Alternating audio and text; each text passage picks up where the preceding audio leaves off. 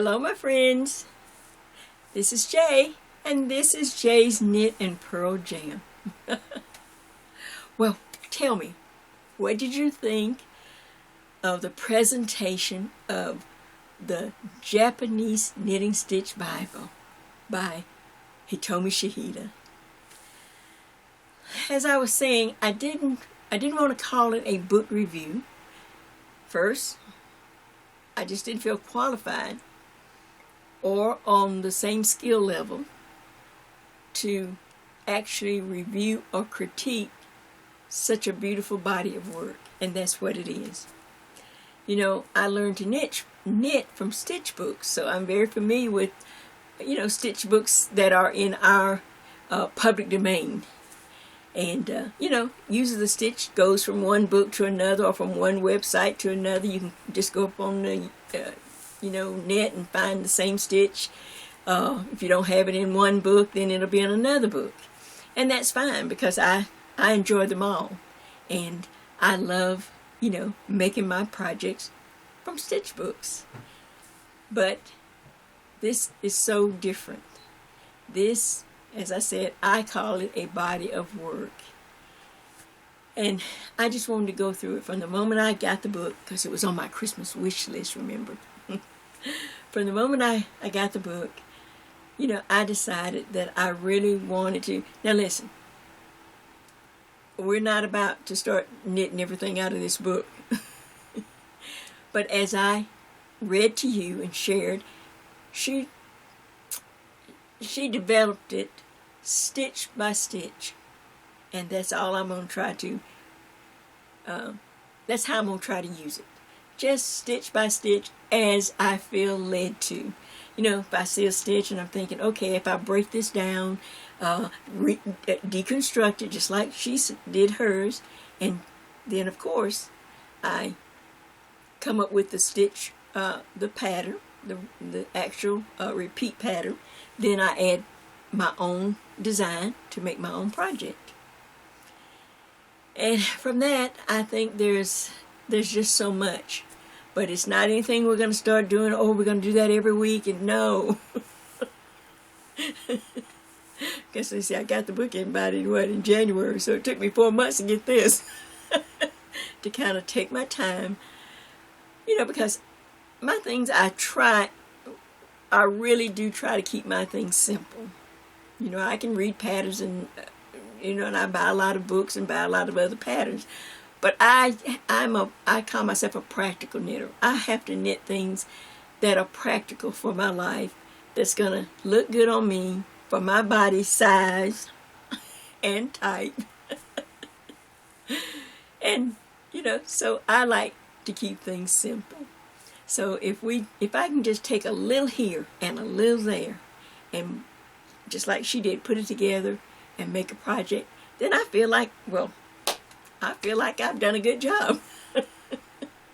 But it's not going to be like on a weekly, monthly. But no, it's just whenever I feel okay, I feel confident in this stitch. Now I can make a project. Now I'm ready to share it, and that's exactly how she presented the book. I read it to you.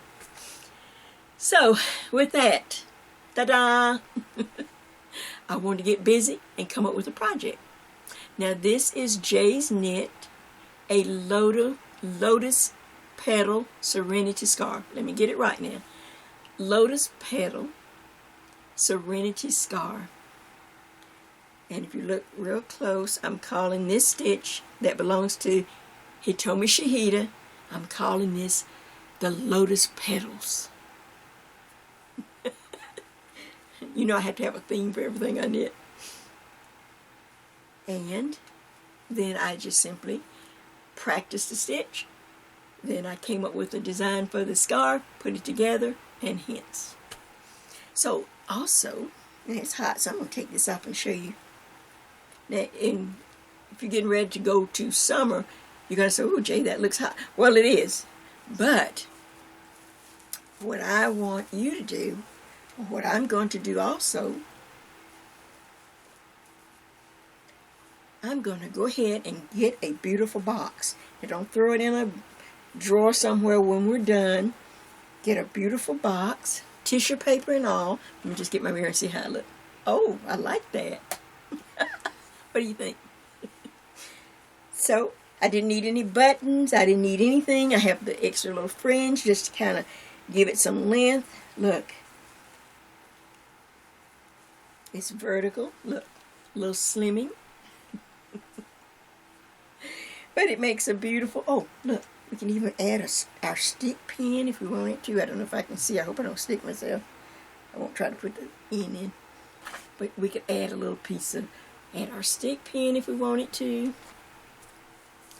But I think this will be a nice step at my first try at one of the Japanese, using some of the Japanese stitches from this beautiful book. So what do you think? You think you might like to give it a try? This is not really a beginner book as I went through the, through it step by step. But I'll try to keep my things simple enough that even a beginner might be able to, glean or give a try to some of the simple designs that I will make. But the book itself is all charted. And I don't know if it would just be, for a beginner. And besides, we have so many other stitch books that, oh no, I hadn't left my regular stitch books. We will do some out of her book, then we'll go back to our regular stitch books. Find something I can practice, and when I get a project, I'll bring it to you, and then we'll go back to our other books. So what do you think? The best of all the work. The best of all the stitches. Oh, and look. Of course, I'm doing one in real time with you.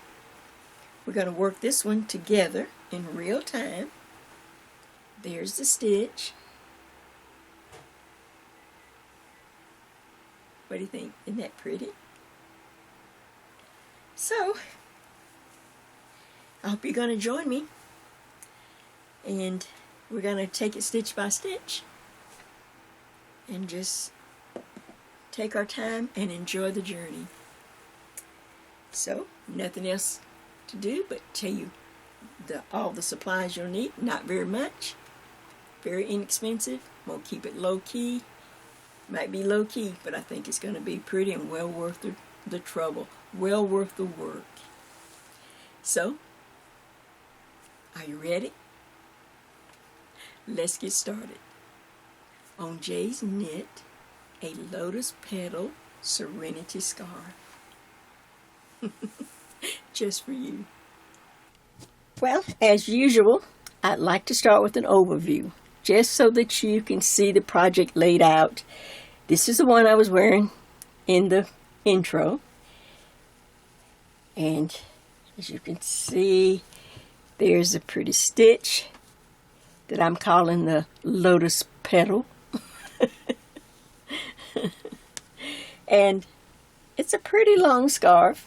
Of course, you're going to be able to decide the length that you want. Let me just see how I'm doing on the camera. And I also added some really pretty fringe at the end. Now I'm going to slide it. Here's the panel that we will do. And there's a right and left panel, or two fronts.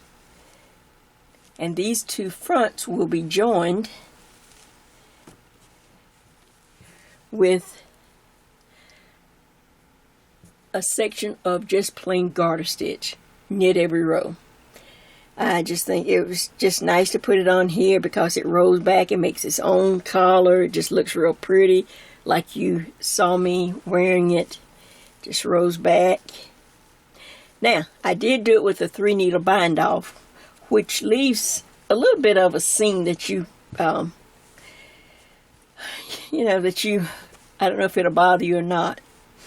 I went on the web to just check to see if there, some of the other ways to finish up or connect garter stitch rows. And I don't know, I tried a few. I tried sewing, had to rip that back. I tried something else, had to rip that back. So I just went to something that I know, of course, the 3-needle bind off.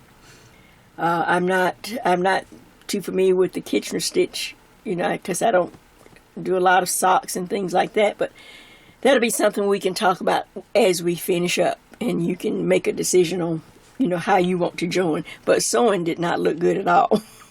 So you need another option. I'm going to do the 3 needle bind off and work with it. Okay. But I also noticed this when I was wearing my scarf. You know, I had it on like, had it in the front like this. And so, therefore, the seam I had connected. In other words, we're going to do 2 panels of however many repeats you want. I have 7 repeats on my panel. 7 of these lotus petals right there on each front. Then when I got ready to start going to the garter, I just put it around my neck to see about how many inches I thought I needed. So I may have gone, say if I went 10 on this side, then I would go 10 on from this side, and then I did a 3 needle bind off in the back to join them. Well, after looking at it, especially after I had it on, you know, getting ready for the shot, for the camera, maybe it would be better to do one side longer than the other. And I'll show you in the sample that I'm working in real time.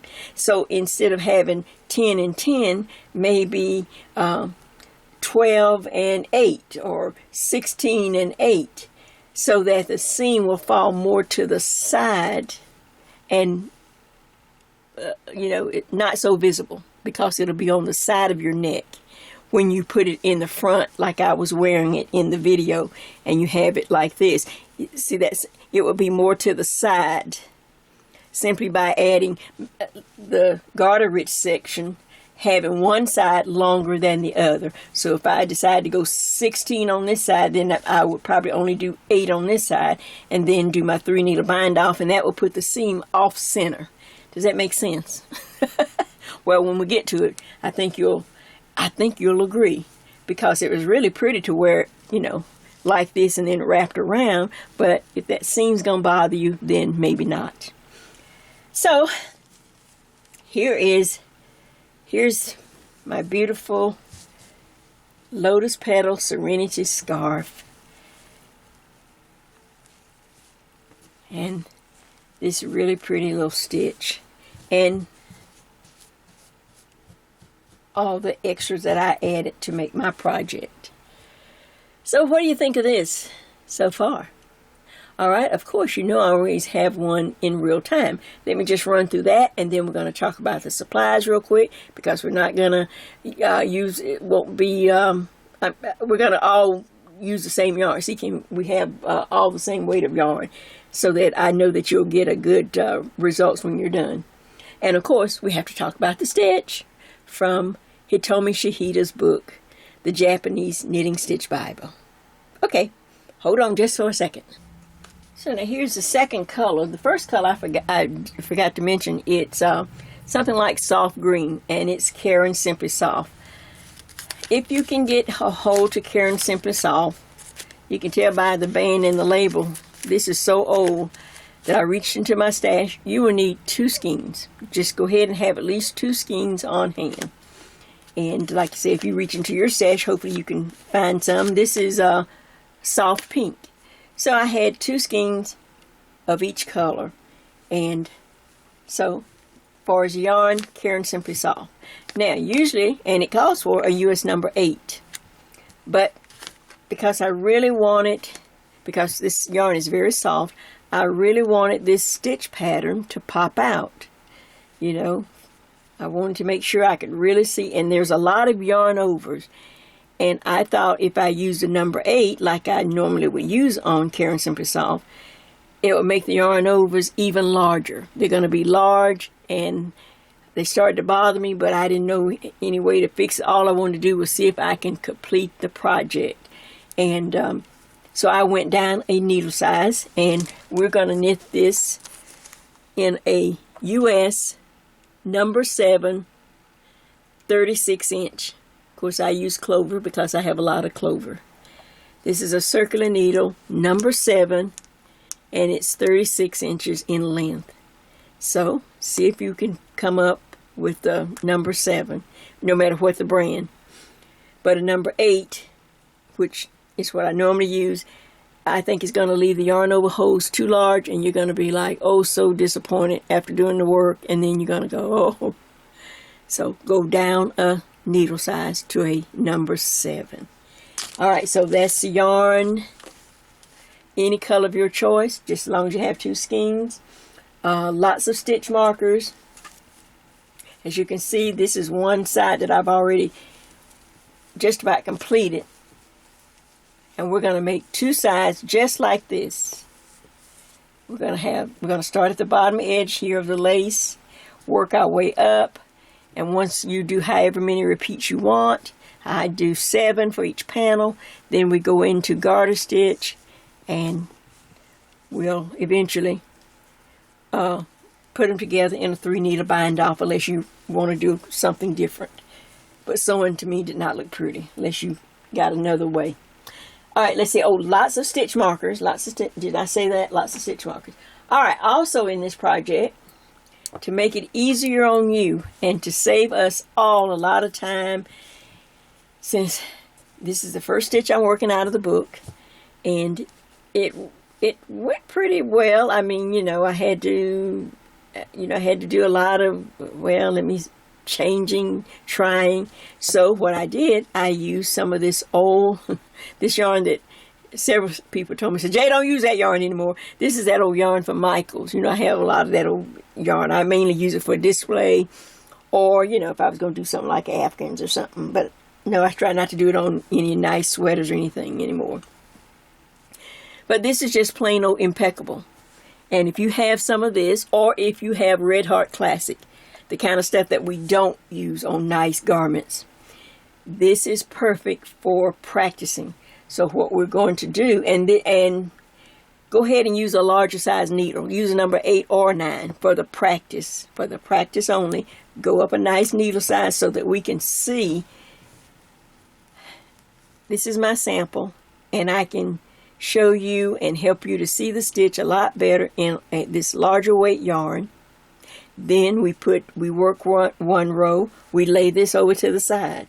Then we go and pick up our real work and work that same row. Now here's my work. Let me just move that over. Here's my real scarf right here that I'll be working in real time. And I have lots of stitch markers on this number 7. Does that make sense? So we're going to be working across from the sample yarn, the practice yarn, to the real yarn. The practice yarn for the next row, then the real yarn. The practice yarn, then the real yarn. So you're going to get quite a bit of practice working each stitch row by row. Well, let's see. That takes care of all the, just anything else that you might normally knit with, but lots of stitch markers. But this practice yarn, some old Red Heart or this Impeccable, will work great to practice with, and use a larger needle. All right, that's it. The next thing, show you which stitch I use in the book.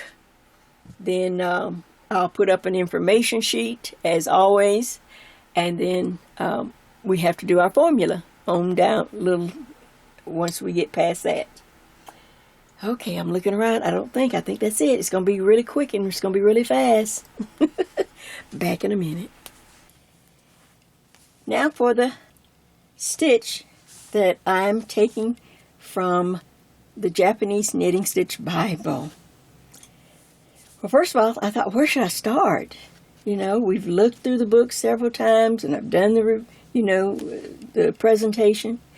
So it made sense to me to just simply go to, guess what? Swatch number 1.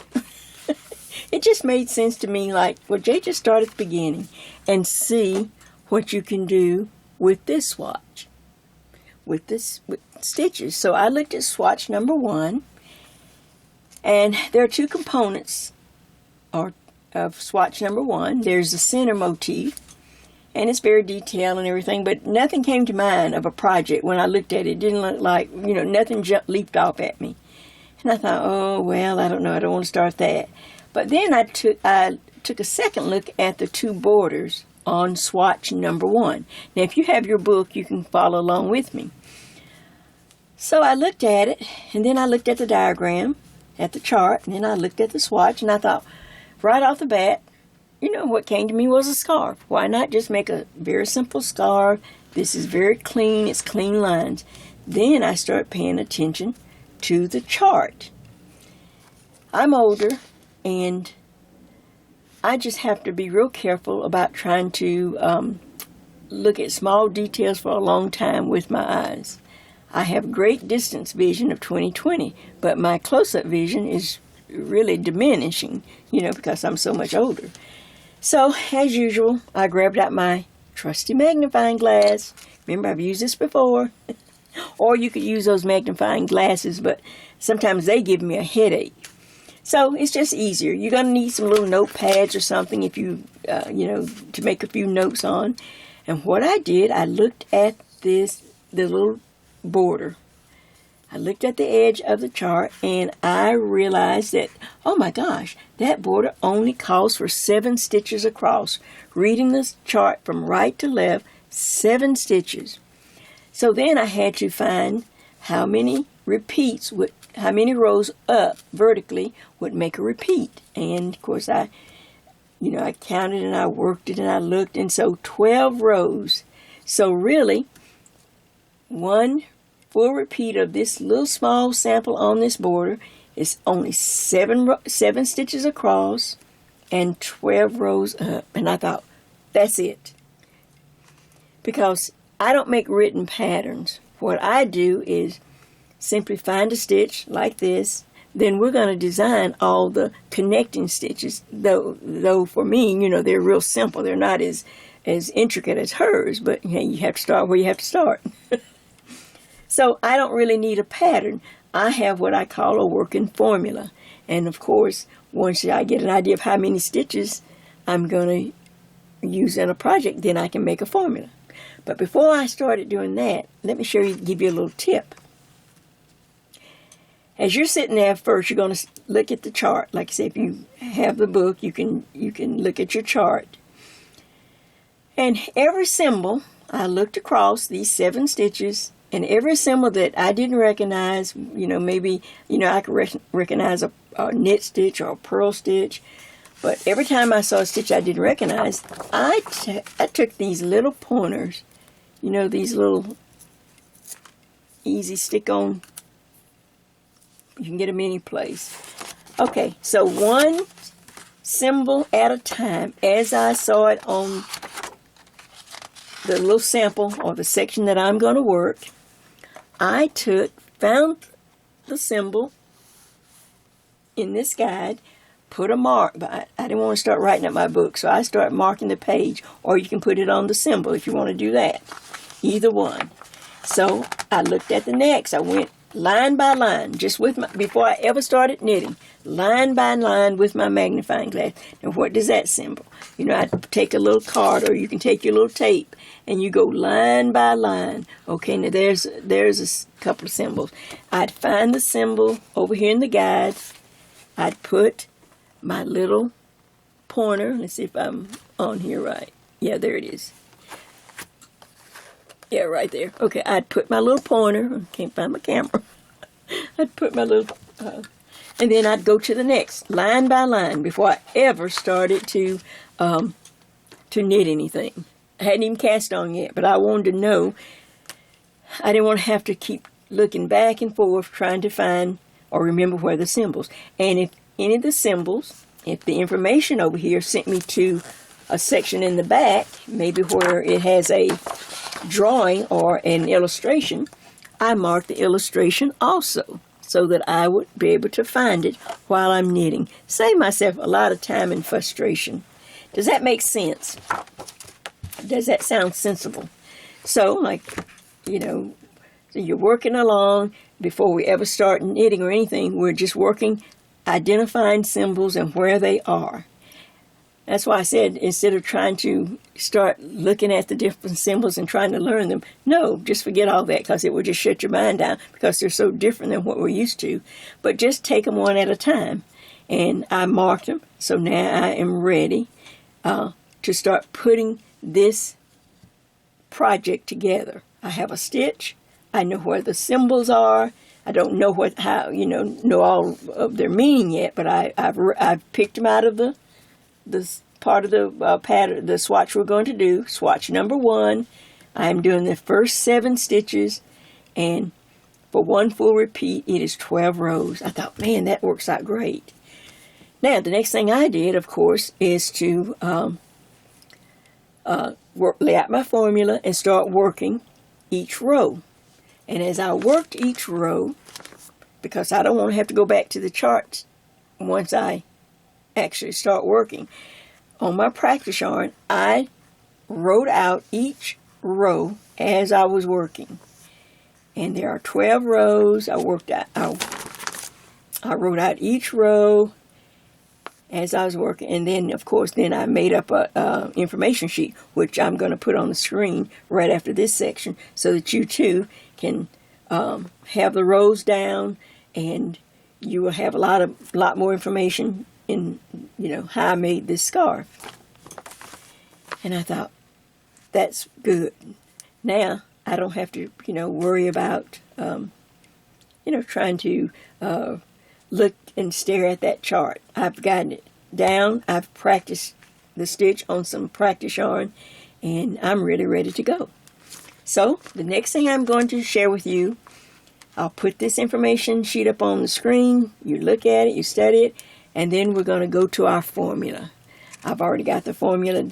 I've already put it on the sheet for you, but then we'll talk about each section of the formula and where to put your markers. So with that said, I'm going to move right along on our first project from this book. So I'll see you back shortly.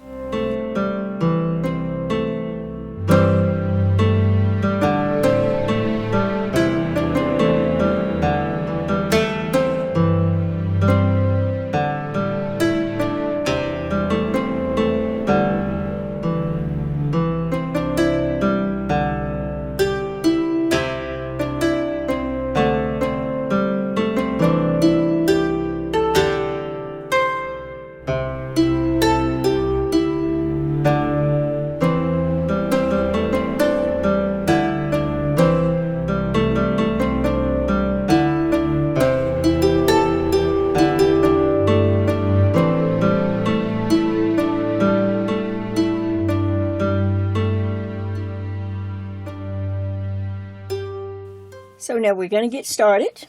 You had a chance to look at the information sheet. So the next step is I want you to go ahead and do this. Here's my practice yarn. This is what I'm going to be practicing on, just some, old acrylic and a larger needle. So I want you to go ahead and cast on 49 stitches. 49 stitches and knit 2 rows. Here is the real yarn for the scarf. This is Caron Simply Soft. I'm using a US number 7. I will cast on 49 stitches and knit 2 rows. This is a one-size-fits-all scarf.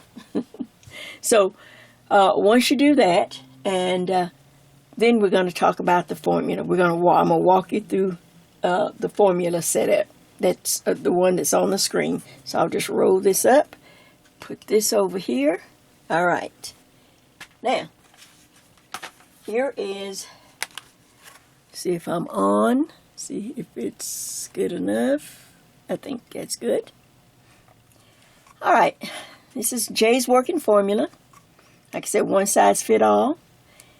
And this is considered my pattern, but I call it a formula because I am going to be working from this one line. I'm right-handed, so I will be knitting in this direction. All right, so on this formula line that I simply took her stitches. The stitches are always in a block or something. On the paper there, I could only do parentheses, but I stick the actual stitch pattern or stitch design in a block. We're using the first 7 stitches of swatch number 1. So I already have. I'm going to repeat it twice. Well, all right, so starting over here on the edge, on each edge, I decided to have 4 stitches in regular stockinette. That means knit every row. So I just simply put a border of 4 on this edge. You have one on the right, one on the left. Border of 4 stitches. knit every row. That's garter stitch, I'm sorry. Knit every row is garter stitch. All right, then I moved in a little bit because I have 49 stitches to use up. I'm going to have 8 stitches in regular stockinette. Stockinette is knit on the front, purl on the back. So I went to this side, I have 8 stitches of stockinette. These are just separating each little section of the pattern of this scarf, just to add some interest.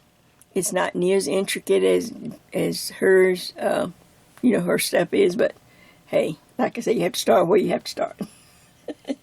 So, this is stockinette. All right, something that, of course, on most of her work, you're going to have a lot of reverse stockinette. Reverse stockinette is on the front side, I'm going to purl the stitches. On the back side, I will knit the stitches. So, just to make it nice, and you don't want too many stitches because it rolls so. So I'm adding 3 stitches right here. This will be reverse stockinette, and if you need to write on your formula, if you'd like to put RV where you're going to do reverse stockinette,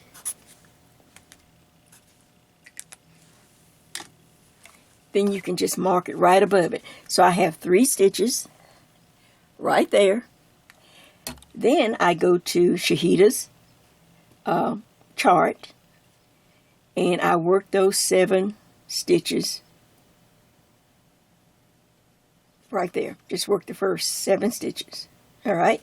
Then I have 5 reverse stockinette where I'm going to purl on the front, knit on the back. I did 3 and it was too close, so I pulled that out and put 5 here. Now we're back up to her stitches from swatch number 1. That's 7 stitches.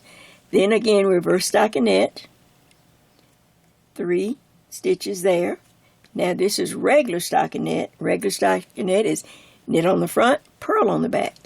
And then I will end with a 4-stitch garter stitch border, just like I began over here. And if you add these numbers up, you should come up with 49 stitches. And you cast that on both in the practice yarn and the real yarn, and then knit 2 rows. And now I'm going to show you how this looks, how this working formula actually looks on the yarn. Give you a chance. Does that make sense? And it's just good. I always write mine out on a sheet of paper until I get it down. Once the pattern starts, then you've got it down. All you got to do is do the stitches. But instead of a long pattern, it's just 1 row. Jay's working formula. So now, I'll just lay this right over here so I can show you how it looks on the yarn. Alright, after you knit your 2 rows, and you're going to have lots of stitch markers, you knit 2 rows, and the next row will be considered the right side. So we will mark the wrong side, and the wrong side, believe it or not, will be the smooth side on this because we're doing a lot of reverse stockinette. So you're going to think, oh, that looks like the right side. No, the smooth side will be the wrong side, and the more textured side will be the right side. All right, so here we go. I just want you to see how it looks, how the formula looks. Let's see now if this is, let's see if I need to move this up. All right, let me just move in a little bit. And tip my camera just a little bit. I want to be able to see this, yeah. That's good, okay. Had to do a little camera work. All right, so here we go. So the first 4 stitches represents, I'm right-handed and I'm knitting in this direction. Here's my 4 garter stitch border. So 4 stitches, place a marker. You're down here after knitting 2 rows. You're ready now to start, to get ready to place markers, and then we'll start actually knitting the swatch. So now, here are the next 8 stitches by my formula. it's going to be stockinette. This is how it's going to look. Knit on the front, purl on the back. Okay? Then there are 3 stitches right here. 1, 2, 3. Now you might say, well, Jay, you don't have markers there. Well, I'm going to show you once we get started knitting. If you're, if you're a real beginner, you might have to put in these extra little markers. But if you are, hopefully, this is a seasoned knitter project. So in this section, the less markers is a little better to me. But I'll get to that once we start knitting. But anyway, the next 3 stitches, can you see that? Reverse stockinette. This is the front, so I've purled. Here's the back, and I've put the knit stitch. Then here is, the first 7 stitches. This is a pattern here. This is her stitch there. After I do those 7 stitches, I have 5 stitches that are reverse stockinette, 2, 4, 5, right there. Purl on the front side, and then you'll knit on the back. And you will mark the back just to help you. You'll be able to really tell, but it's just good to mark it. And then we have the little block again. So now here's her pattern. Here's her stitch. Then I end with 3 stitches. After I finish those 7 stitches, I will end with 3 stitches that are reverse stockinette, just on the formula line. Here's the purl. There's the knit. That's the back side.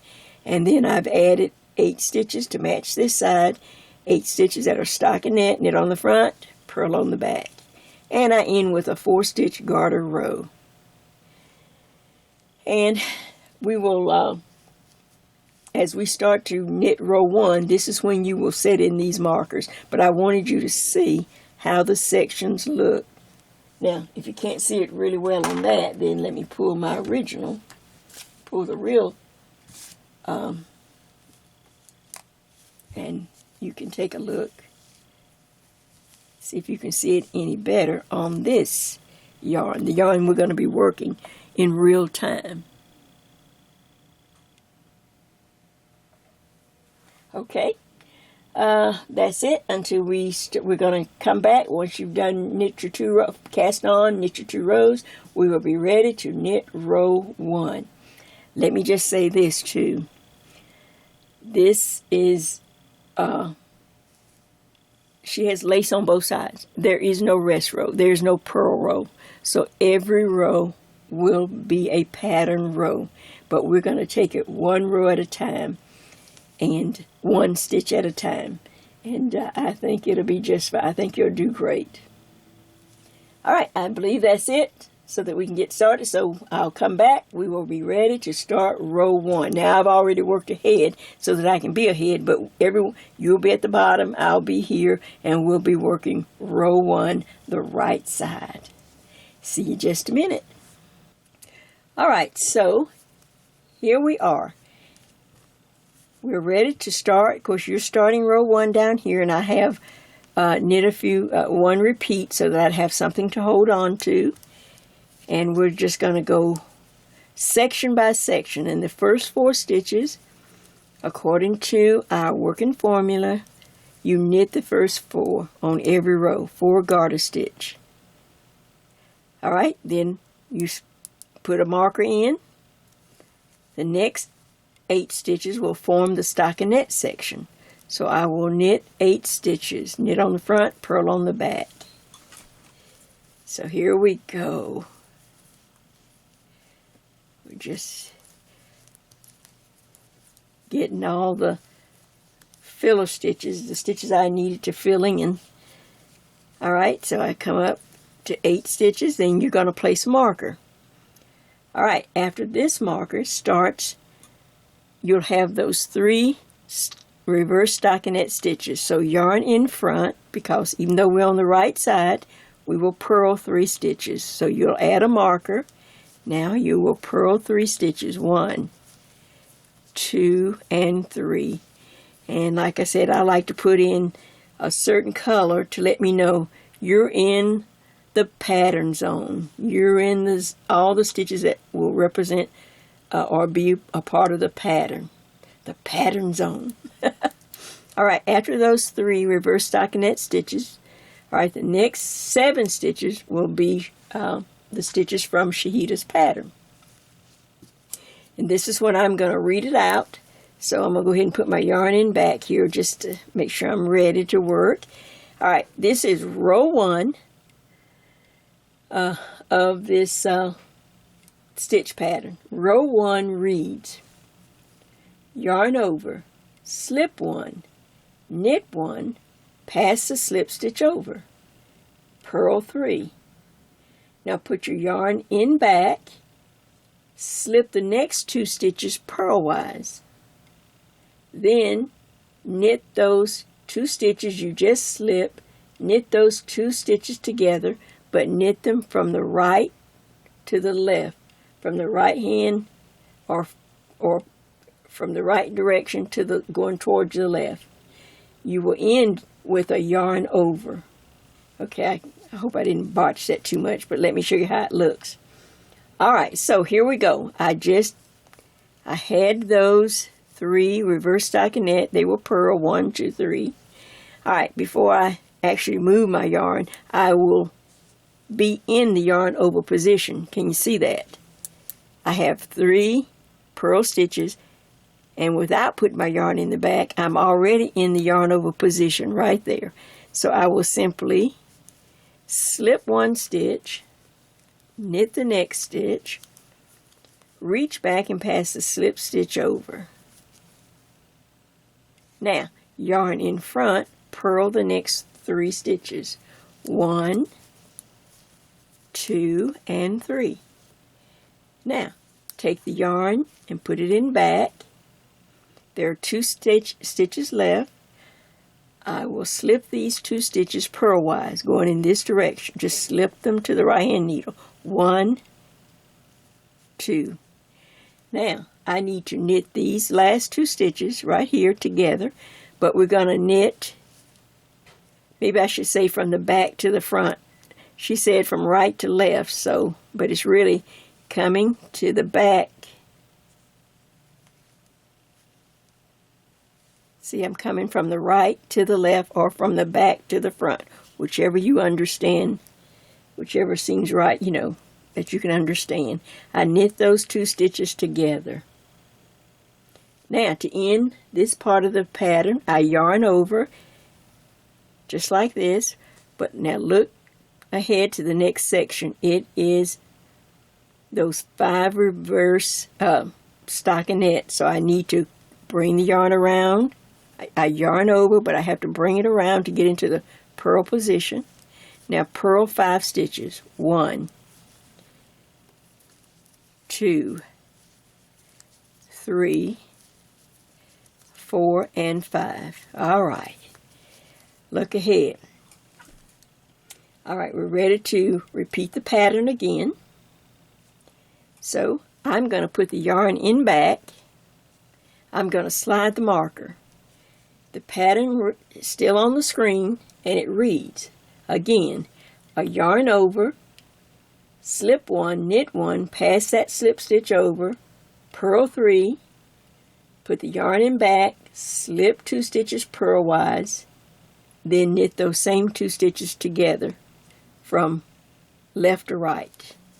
So I need to yarn over and hold that yarn over with my thumb to keep it on this side of the marker. So you're going to have to kind of hold this one. Now slip 1 stitch, knit 1 stitch, reach back, and pass that slip stitch over. Yarn in front, purl the next 3 stitches. 1, 2, and 3. Now with the yarn in back, slip the next 2 stitches purlwise. Go in this direction. 1, 2. Now here comes, we need to knit these 2 stitches, but I'm going to come to the back and go in this direction. Does that make sense? Now they'll be a little tight this first row. On this first row, I hope I'm all in camera range. And I'm using these metal needles, so they were a little hard to grab them because the stitches are real tight. I'm just going to work at it till I get it in there. There it is, under both stitches. Now knit those two together. All right. See how it looks? Now I need to yarn over, but look to the last 3 stitches. I need to come around and purl the last 3 stitches. 1. Oh, excuse me, purl. Yeah. Oops. That's 2 and 3.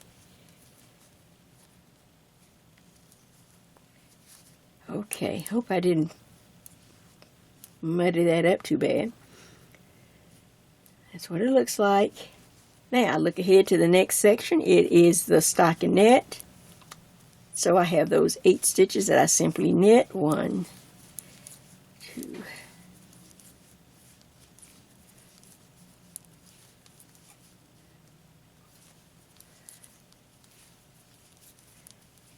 that's 7 and 8.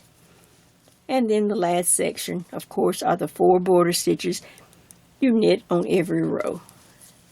4 garter stitch, border, 4 stitch. Alright, so, whew, now you're not going to be able to see much because you're way down here and you're just putting in markers. But that is row 1. Okay, now what you want to do, the pattern will, the stitch will stay on the screen. You will lay this aside and you will move to your original scarf. Now I may not do it all, I don't know. Let's see how much I can get on the camera. You will move to your original yarn and let me just take a look at my camera and see how much of that is on. Alright. It's still up on the screen, so you can always pause it. Just pause. You don't have to even hear me talk. Now you can work on your original scarf, row 1. And there's 4 garter stitches. Slide, put in a marker. You're putting in markers because you're way down here at the bottom. Then you have 8 stitches. It's going to save you a lot of time to do the first repeat back and forth like this, and all you have to do is just put me on pause and work row 1 on the sample yarn and then on the original. Alright, since it's still on the screen, I'm going to call it out again. Alright, so the next section after I finish these 8, I put in a marker and I am going to purl 3 stitches that represent reverse stockinette. Don't forget, it's always those 3 stitches before and after. So there's the 3. Now let's read the pattern that's, like I said, still on the screen. So a yarn over is needed, but I just finished those 3 purl stitches, so I'm already in the yarn over position. So I simply slip 1, knit 1, pass the slip stitch over. Put the yarn in front. Now I purl 3 stitches. 1, 2, and 3. Alright, and then I'm going to put the yarn in back because I'm going to slip these last 2 stitches purlwise. 1, 2. Then I'm going to come around like to the back and get my needle under both. Now, just like that, I'm going to knit those 2 together. But I'm not done because I have to do a yarn over. Now, I look to the next section. I see that it is a purl section. According to, our formula line. So you're going to put a marker. This yarn over stays on this side of the marker. And then you have to come around and purl 1, 2, 3, 4, and 5. Have to purl those 5 stitches. But you can see that my yarn over stayed in the right place. There's a yarn over that I started with. 1, 2, 3, 4, 5, 6, 7. You can always check and make sure you have 7 stitches that belong in that little block section. I look ahead. I see that I'm ready for the pattern again. It starts with a yarn over, but I want to make sure it's on this side of the marker. So I'm going to move my yarn to the back, slide the marker. Now I'm going to start yarn over, hold it with my thumb if I have to, slip 1, knit 1, reach back and pass that slip stitch over. The marker hopefully will stay on this side, the yarn over. Okay, now yarn in front and purl 3 stitches. 1, 2, and 3. Put the yarn in back, slip the next 2 purlwise. Now we're going to come to the back of the stitch, come back of the 2, stick my needle in. Now I'm going to knit those 2 together. Then I have to yarn over, but I have to come around to get into the purl position to purl these last 3 stitches. So that's 1, 2, and 3. Whew! Yarn in back. Now I can just sail by knitting those 8 stitches.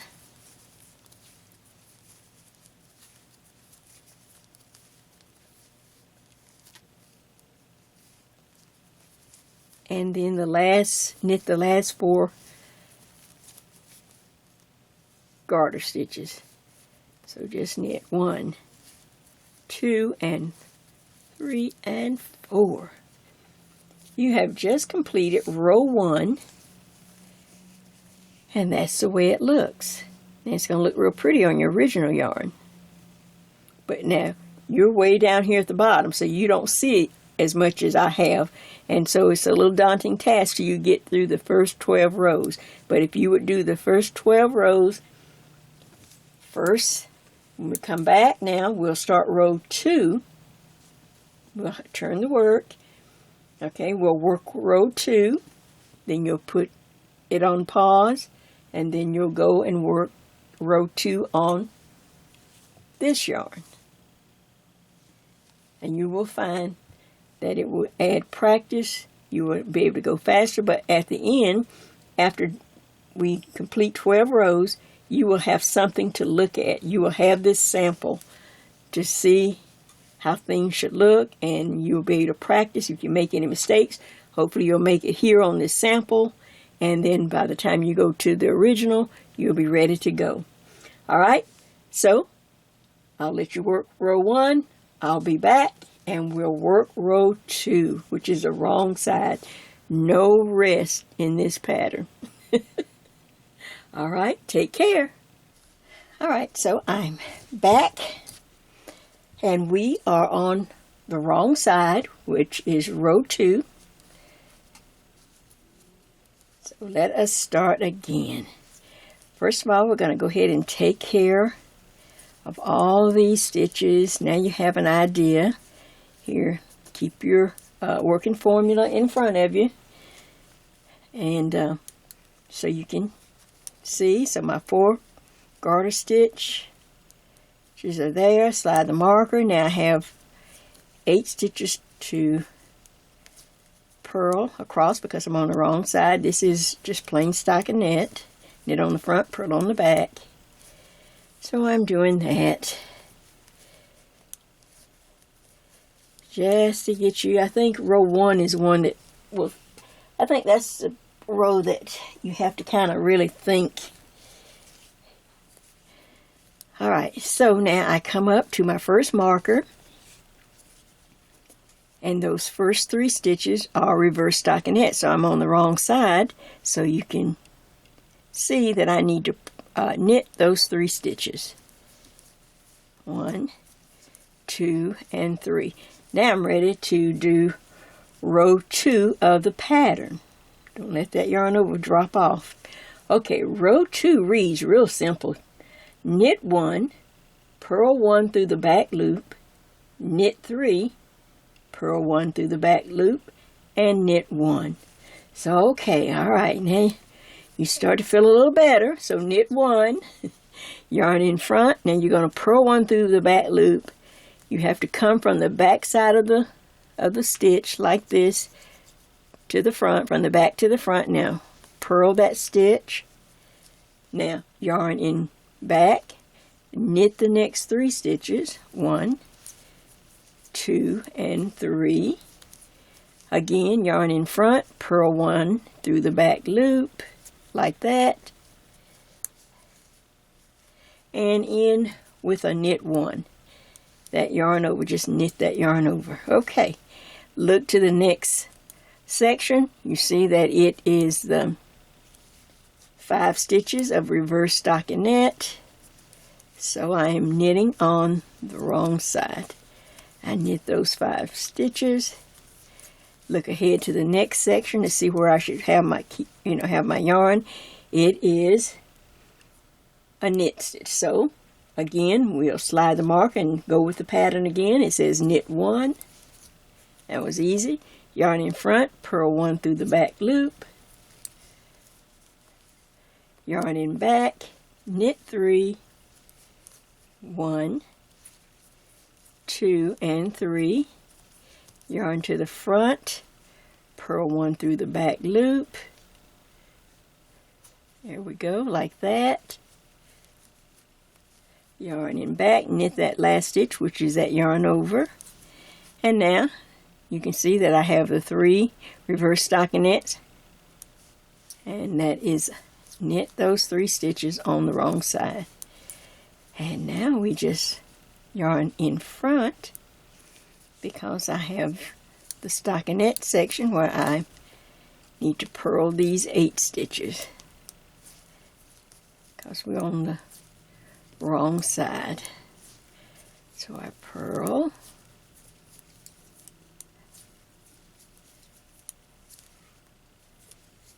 just like that, and of course put the yarn in the back to knit the last 4 stitches. I knit them on every row. Okay, so that finishes up row 2 on the wrong side. So you're feeling a little more confident now, although like I said, until you get enough to see what the pattern's going to look like, you still have to just kind of work blindly. So now, now you don't have to do this. If you feel like, oh yeah, okay, I got it, I don't know, I'm just going to go right to my that's fine. I just want to try to give you just a safe place to work any kinks out or make mistakes on this practice yarn, because you don't even have to undo it or anything. You can just keep knitting or whatever. Then of course you lay this aside, and then you're going to go and you will be working on row 2 of your real scarf right here. So I won't take time to do that now, because I want to get on with the next row. All right. Now, as you turn the work, now we are on the right side again, because I have the wrong side marked, and you can pretty much tell it now. So let's start again. Let's see how far we can get without me having to change the camera. Let me just check it, see if I'm still in the right place. Okay. So I'm just gonna go. This is just something. I just wanted to keep it simple. But I didn't want to have to start and stop. Start and restart. Start and restart. Start. So that's why I thought, well, I'll share, you could do this practice yarn and then do the real one. But yeah, you can, whatever you feel like, or whatever floats your boat. Okay, now I'm not even going to repeat this now, because now you can start seeing start seeing where you are. I'm up to the pattern section, the pattern zone.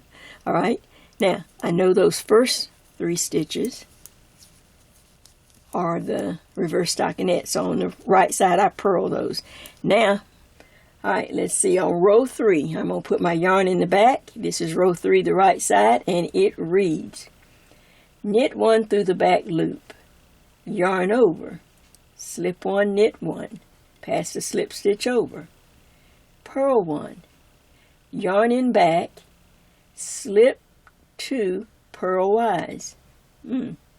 Knit 2 together from the right to the left again. So this is the same, pretty much like what we did on row number 1.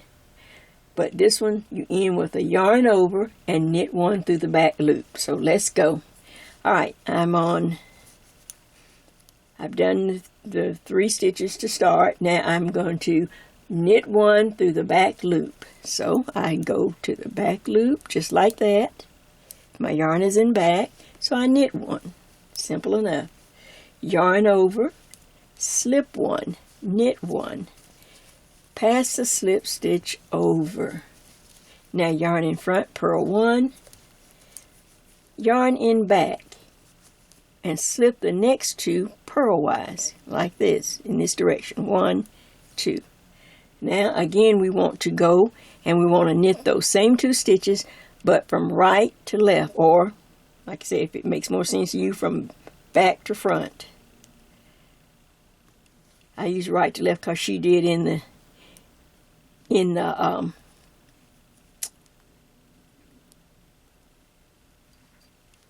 oops, let me see, can I get that? In the little sample that she had in the back, so I didn't want to confuse you if I said back to front and it was right to left. So I knit those 2 stitches. See if I can get them on here on this needle. All right, but then before I'm done, I have a yarn over. I have a knit 1 through the back loop. Knit 1, just like that, but you're going through the back loop. Yarn over, knit 1 through the back loop. There you go. I look ahead, I know the next section is the reverse stockinette, so yarn in front and I purl 5 stitches.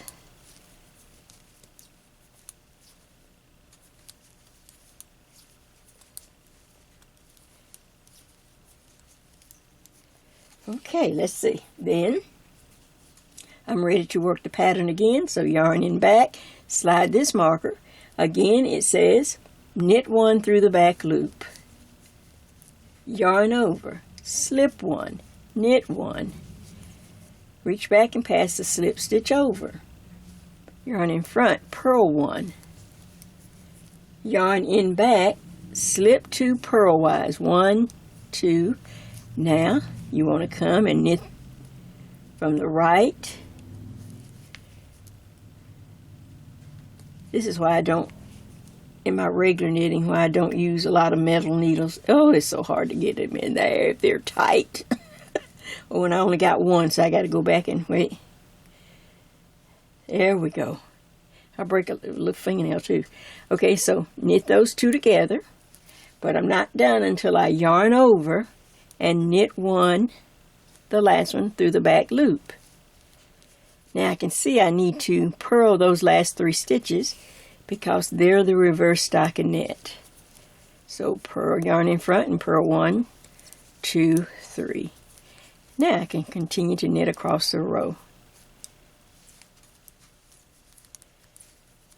So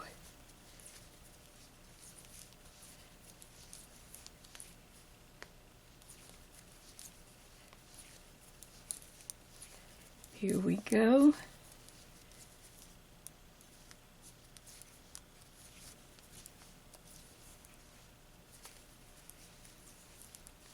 And this is the end of row 3 on the right side. Row 3, the end of row 3 on the right side. Of course, row 4 when we turn the work. Now, like I say, you can stop here. If you feel like you got it, then you can go and work on your row 3 on the real yarn. Okay, but I won't take time on here because then it makes the tape too long. But it's just up to you whether you want to just do all 12 rows and then start on that, or you can work back and forth. All right, the next row is row 4. Move my marker. I turn the work. Let's just see how many rows we can get before I have to reset. I tried to make sure my battery was juiced up. So now I'm not even going to call these out. I'm just going to... Now you can see how you can really read your pattern now. You can read each section.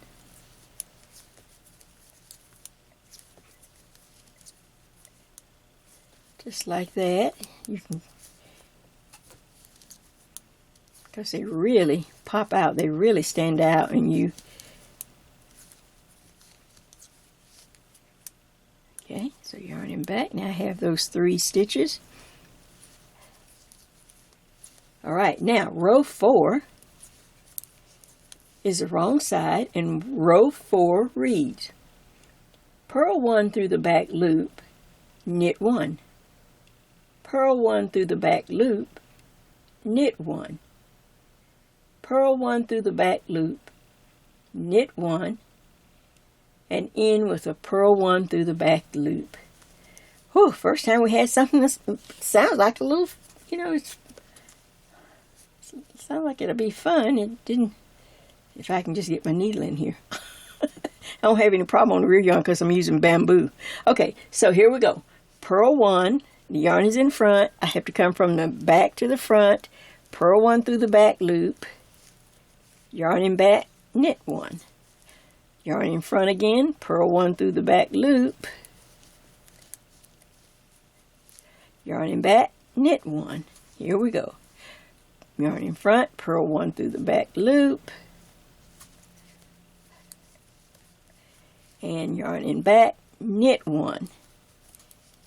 And I end with a purl 1 through the back loop. Oh, that was kind of fun, wasn't it? All right, now I look to the next section to see what I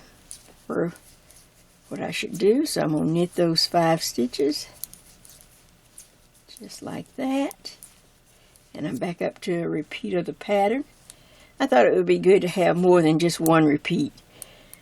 All right, so I will start with a purl 1 through the back loop. So I want to go ahead and put my yarn in front, slide the marker, purl 1 through the back loop, yarn in back, knit 1, purl 1 through the back loop, yarn in back, knit 1. Again, purl 1 through the back loop, knit 1, and one last purl 1 through the back loop. Yarn in front, purl it through the back loop, and out. I have to knit off those last 3 stitches, yarn in back, knit those 3 stitches, and away we go. Now I just look at the next section and I work the appropriate stitch.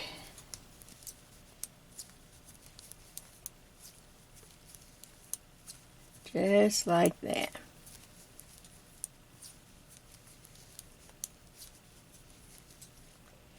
Yarn in back, knit those last 4 stitches. Okay.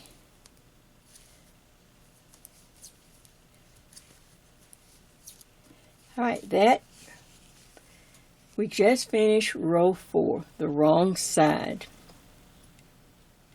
Alright, so of course you can work your other yarn, work on your other yarn, or continue on in your practice yarn. Turn your work and we will be on row 5.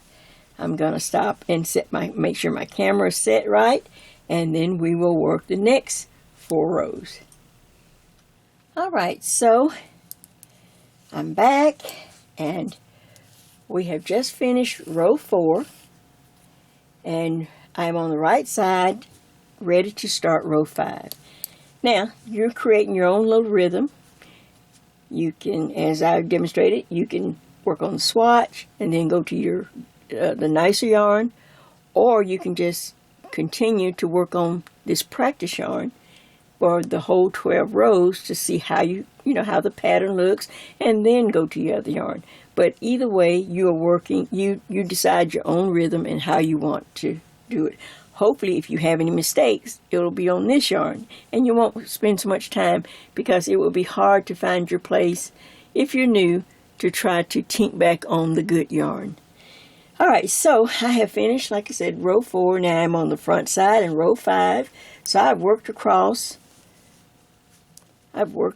just following my my formula line, and I'm up to my pattern.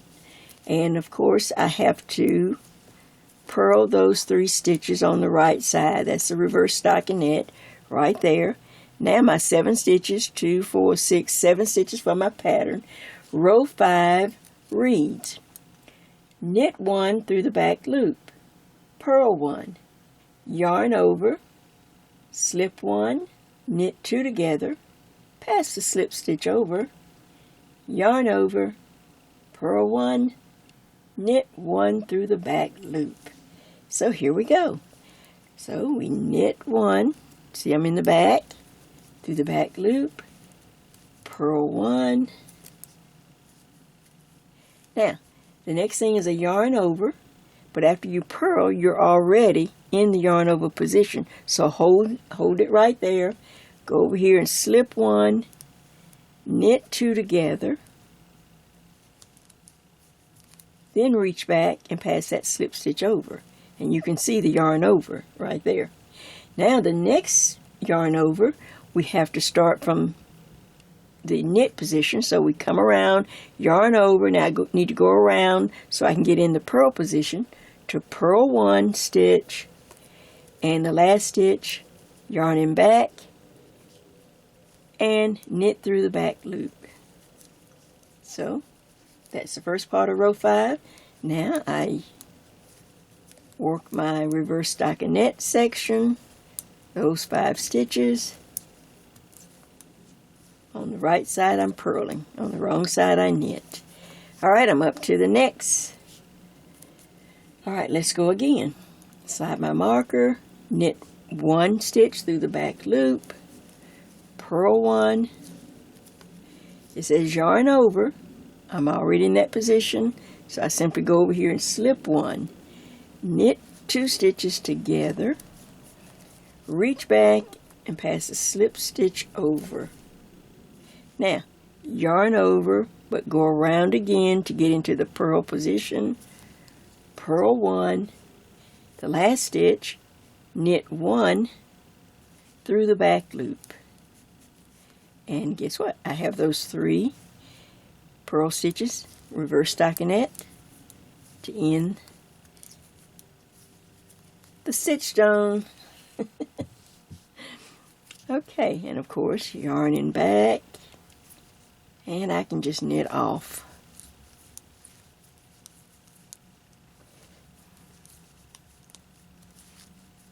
No big surprises, like I said, on these next 4 rows.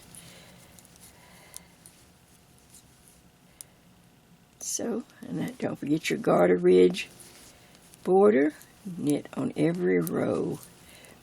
So now I am ready to turn the work. I am on row 6, which is the wrong side. So let's go. Let's get over to the pattern first, and then I'll read it to the stitch zone.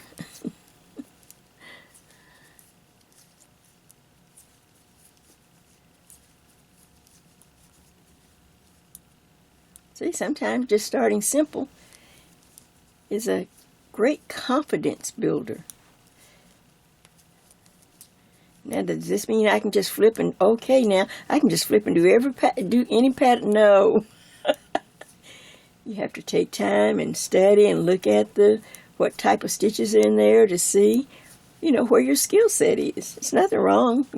I tell you right away, you're like, oh no. Because I want to be able to knit something that I can finish or that looks nice. Alright, I'm over in, because I came to my red marker for me, I'm in the stitch zone. Alright, so I do the first 3 stitches, reverse stockinette. Now, row 6 reads, purl 1, knit 5. Well, it's really purl 1 through the back loop, knit 5, purl 1 through the back loop. I have to remember that because a lot of the stitches are purled and knit through the back loop. So make a note of that. Make sure you remember that. Okay, so here I go. So my yarn comes in front, then I have to purl 1 through the back loop by coming from back to front, knit 5, 2, that's 3, 4, and 5. Now I'm going to end row this part of row 6 with a purl 1 again, yarn in front, through the back loop. So bring my needle from back to front. Okay, now yarning back, I work across the reverse stockinette stitches, just like that. Okay, I'm at the pattern again, yarn in front, purl the first stitch through the back loop, knit 5, it's 1, 2, 3, 4, and 5. Yarn in front again, purl 1 through the back loop, and now I have those 3 reverse stockinette stitches, and then I can read the rest of my row. Slide that marker there. This is stockinette, so I purl on the wrong side. Alright, look at that.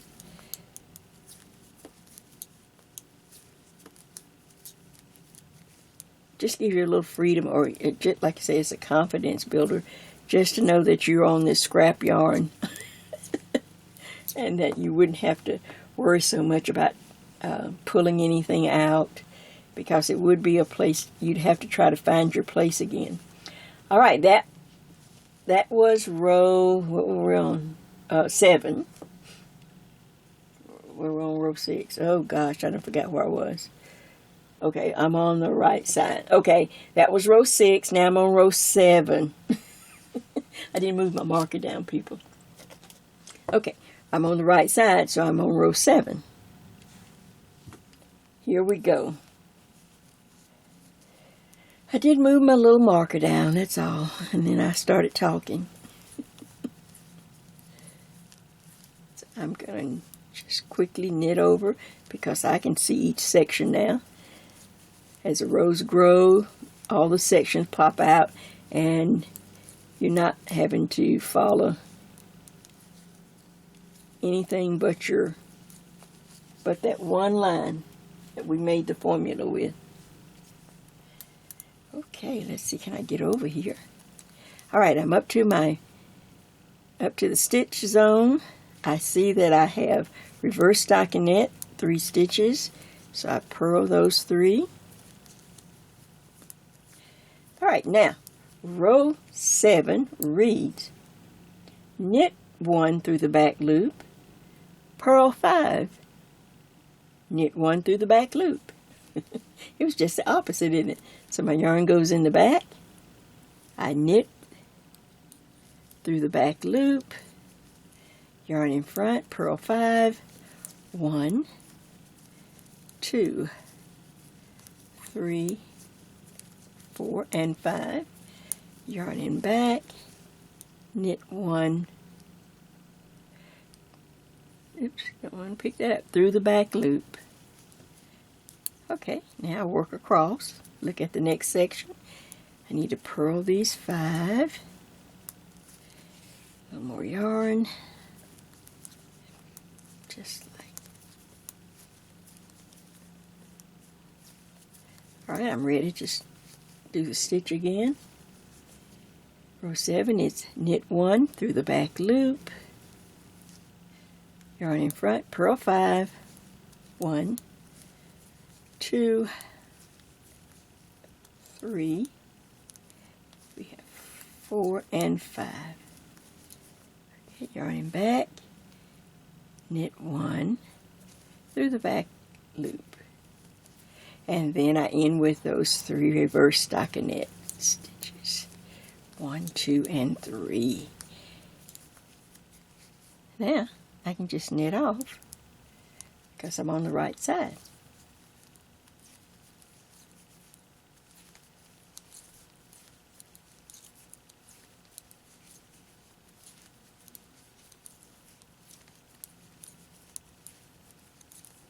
Slide the last marker and the 4-stitch garter border. Alright, that is row 7, the right side. Now, how's that look? Row 8, return to work. Of course, I'll move my marker this time. Row 8 is the wrong side. Let me get over. Just knit right over.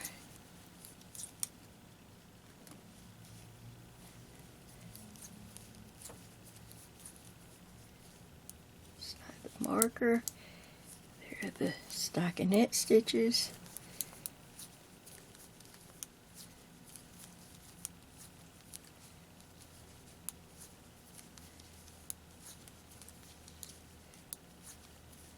Okay, yarning back.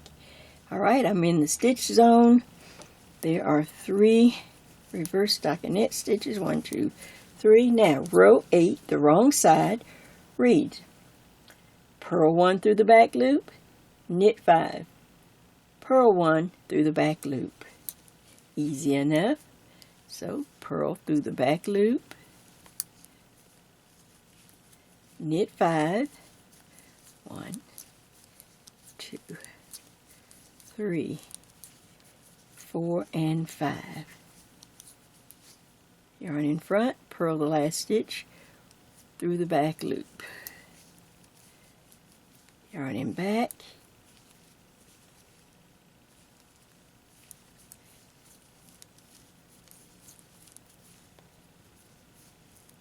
Whoops.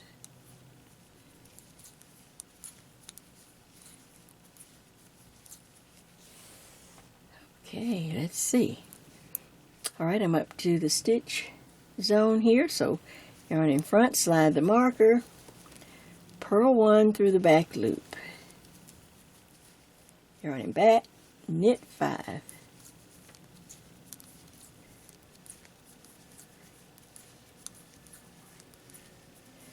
Alright, and last stitch, purl 1 through the back loop.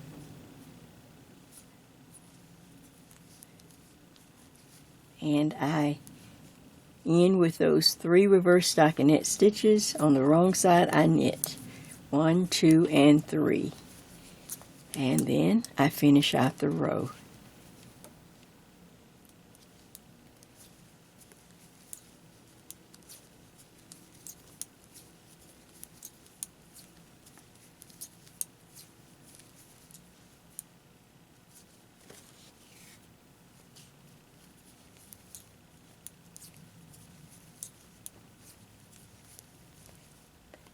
And in with my garter ridge border.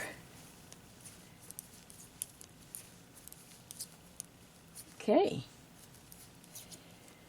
Well now, that ended row 8, the wrong side, and now we are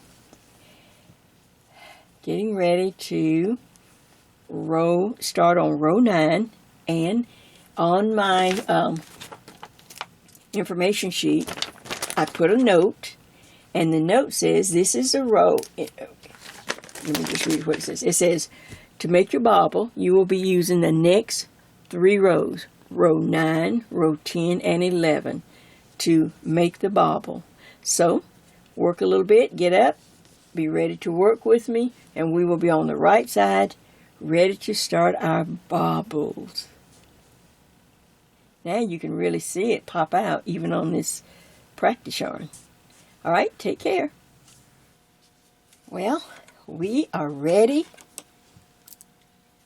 to start working the 3-row bobble that Shida has in this this stitch. We're on the right side. We're going to use row 9, row 10, and 11. And then we'll just finish up with row 12. So we're all just about, we can start seeing light at the end of the tunnel. Let's put it that way. So first of all, I've got to get over to my stitch zone. Alright, so I'm now just really, now you can really see all these extra stitches. You know exactly where you are now because you can just read your own work.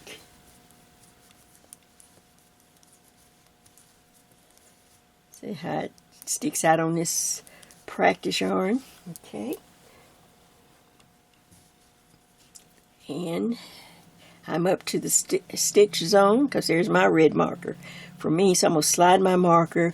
I have 3 reverse stockinette stitches that I will purl. Okay.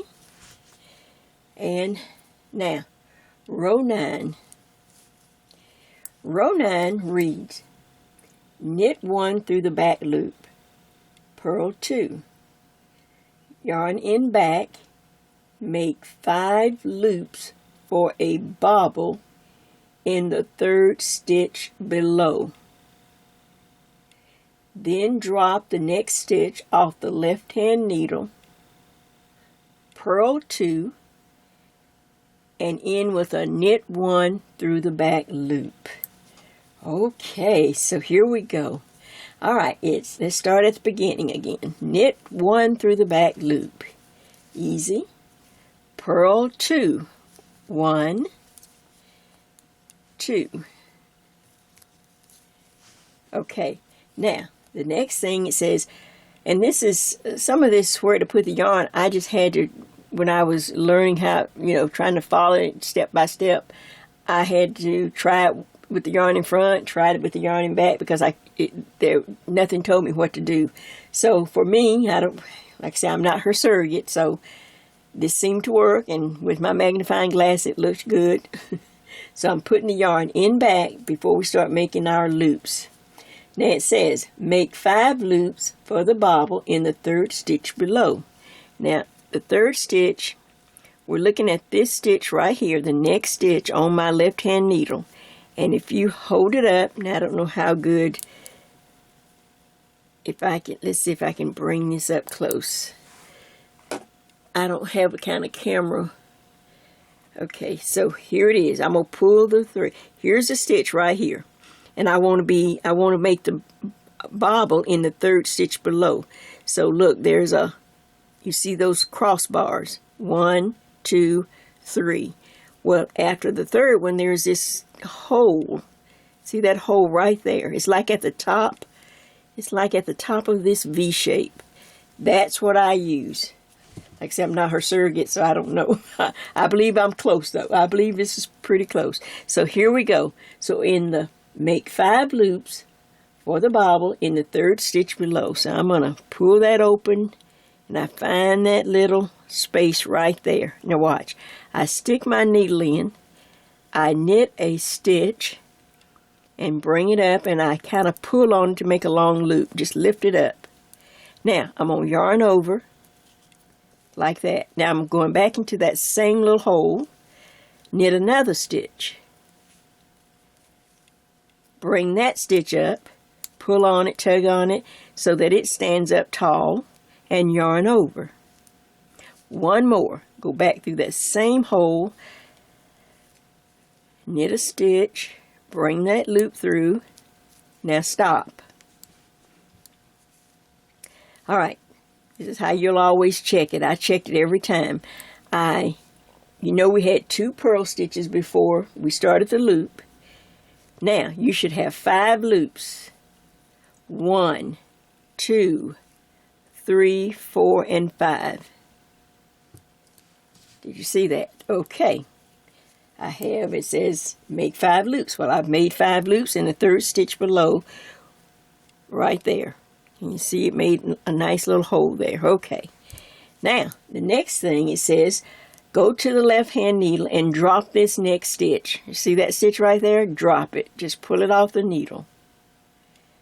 Alright, now yarn in front, purl the next 2 stitches, 1, give me some yarn, and 2. Alright, and then you end the row, yarn in back, and knit 1 through the back loop. And then I kind of tugged and pulled those loops down so they're nice and firm, and there you have it. Alright, but now it's going to take, we got to go, it's not finished yet. Alright, now, but we have to finish, complete the row, so I stay in pattern now, go back, forget that one because we're moving on to the next one. Just doing our, just like we were knitting. Okay, now let's go again. I put my yarn in back, I slide the marker. Okay, row 9 reads again. Knit 1 through the back loop. Done. Yarn in front, purl 2 stitches. 1, 2. Now, with the yarn in back, make 5 loops for the bobble in the 3rd stitch below. Below where? Below this stitch right here. Below that stitch on the left hand needle. So if you pull it out again, you can see 1, 2, 3 holes. I went into the 3rd hole. Let's see if I can, 1, 2, and there it is. In the 3rd little hole there, I put my needle in, knit that stitch and pull it up till I have a nice tall loop. Now, to hold that loop in place, I have to yarn over. Go in that same hole again, knit the stitch, bring that loop through, pull it up kind of tall, yarn over. 1 more, go through, pull up another loop. Now stop.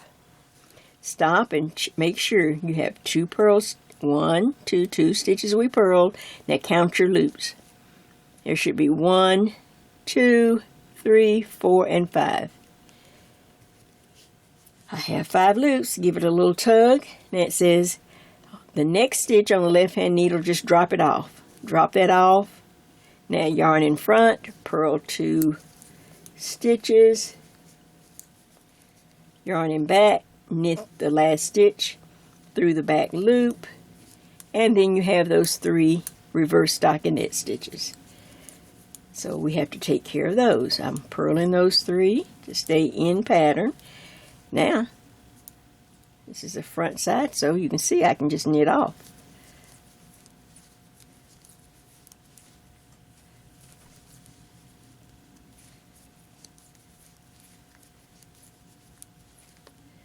Okay. That'll kind of get you going a little bit, won't it? And of course I knit the last 4. All right. Now, that was row 9. Row 10. Let's see what do we have to do as we work on the bobble. First of all, we've got to start at the beginning here. To get over to our stitch zone.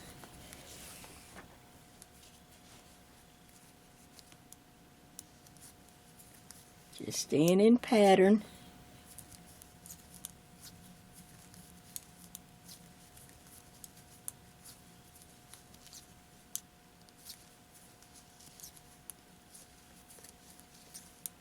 Okay, now I see my red marker, so I know that I'm in the stitch zone.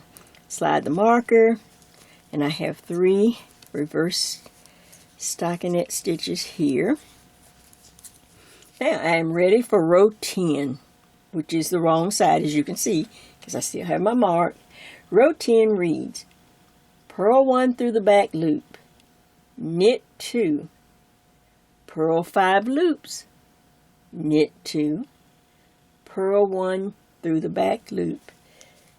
Okay, so that sounds pretty easy. So we start with a purl 1 through the back loop, All right, then yarn in back, knit 2, 1, 2.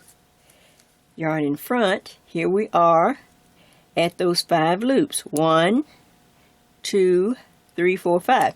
We're going to purl one at a time, so let's go 1, 2,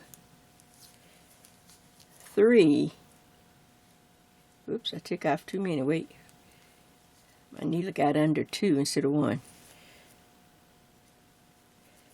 3. Oops. Oh my gosh, I got tangled up here. Oh, okay, here we go. 3, 4, and 5. Sorry. Took my eye off the ball just for a second. And I kind of tugged at it to kind of make sure they fit just right. All right, then yarn in back, knit 2 stitches, 1, 2. Now, one more. Purl the last one through the back loop. Slide the marker.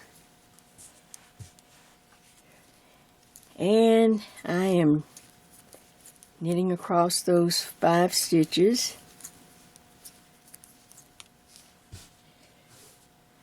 Man, I'm just sliding all over the place. Okay. All right. Get set for the next stitch. Here it is. Purl 1 through the back loop. Just like this. Yarn in back, knit 2. 1, 2. All right. Yarn in front. Check. I have 5 loops. 1, 2, 3, 4, 5. I purl each loop. Let's go 1, 2, 3, 4, and 5. Okay. Then yarn in back, knit 2 stitches, and the last one, yarn in front and purl 1 through the back loop. All right. Now I have those 3 stitches.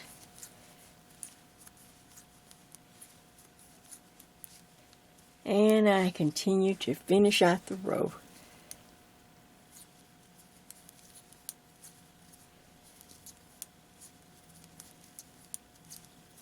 After, wow, see, we're getting a little rhythm.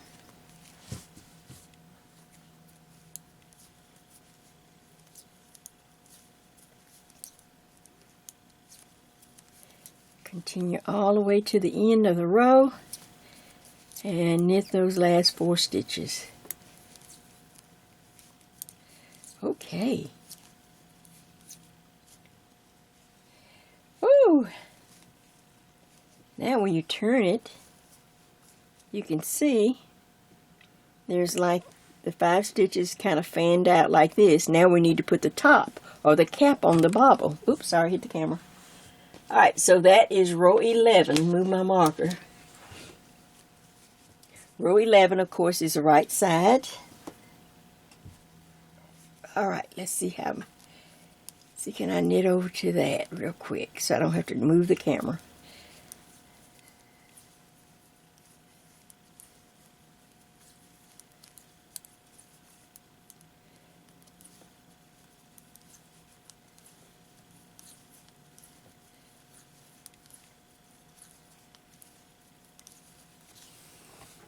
Some yarn.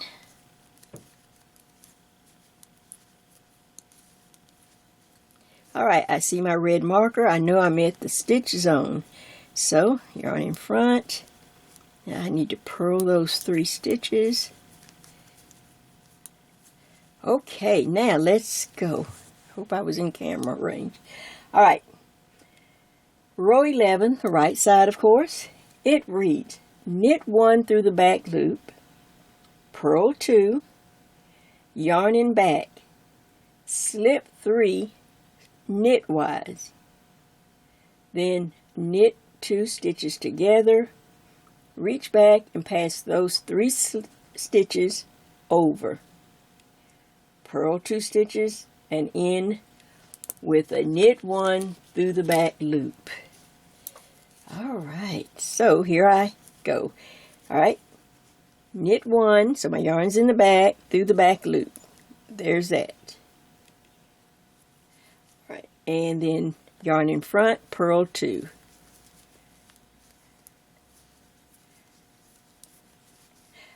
Yarn in back, slip 3 stitches.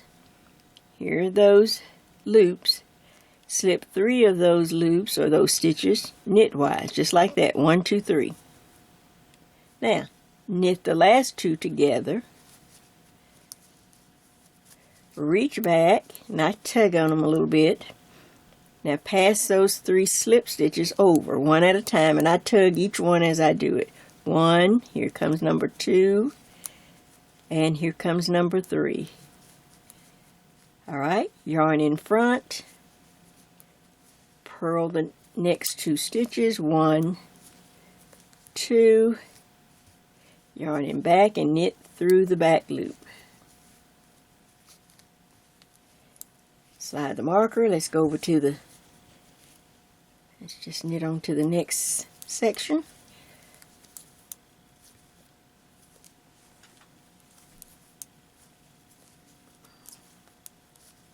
Okay, slide the marker, and we are to knit 1 through the back loop, knit that first stitch through the back loop, purl 2 stitches, 1, 2, alright, now put the yarn in back, there are those loops, so I slip 3 of those loops knitwise. 1, 2, and 3. Now the next 2, or the last 2 of that, I knit 2 together. Now I will reach back and pass 1, 2, and 3. Pass those stitches over. Yarn in front, purl 2,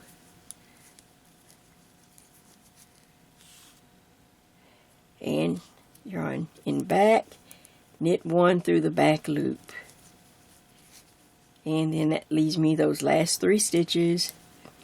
Stay in pattern,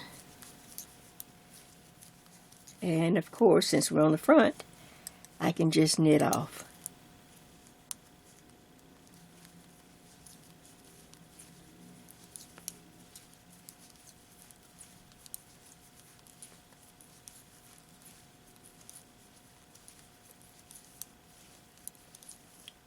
Slide that marker, knit the last 4 stitches.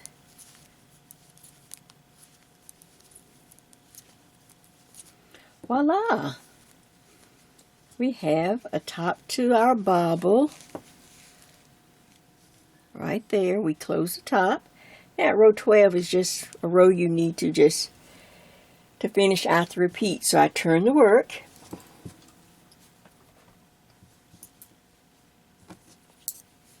We're going to take care of this row, and then we'll talk a minute. So first of all, I have to get over to the stitch zone, so I need to just stay in pattern.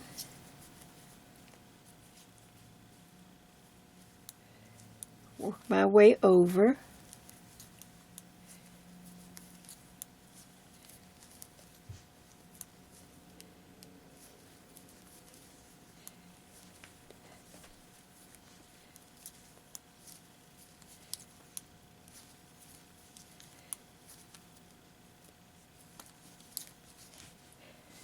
So far, it's been a really fast knit. Alright, I'm at the stitch zone. Alright, and that is, I slide my marker, I take care of those first 3 stitches, I knit those. Alright, now, row 12, the end of the repeat. It's simply purl 1 through the back loop, knit 5, and then purl 1 through the back loop. We can do that. So yarn in front, purl 1 through the back loop, then yarn in back, knit 5, 1, 2, 3, 4, and 5. Alright, and purl the last stitch through the back loop. Read the next section. I simply knit the reverse stockinette. Oops, I need some yarn.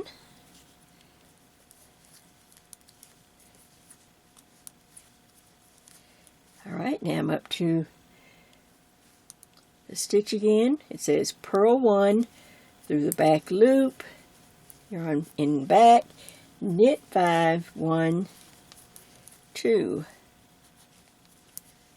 that's 3, 4, and 5. Alright, yarn in front, purl 1 through the back loop.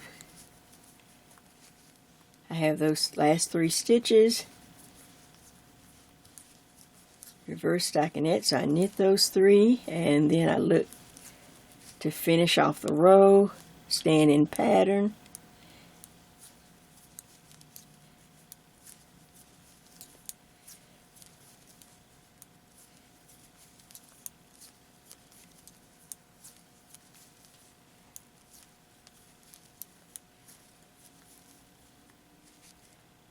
last 4 stitches,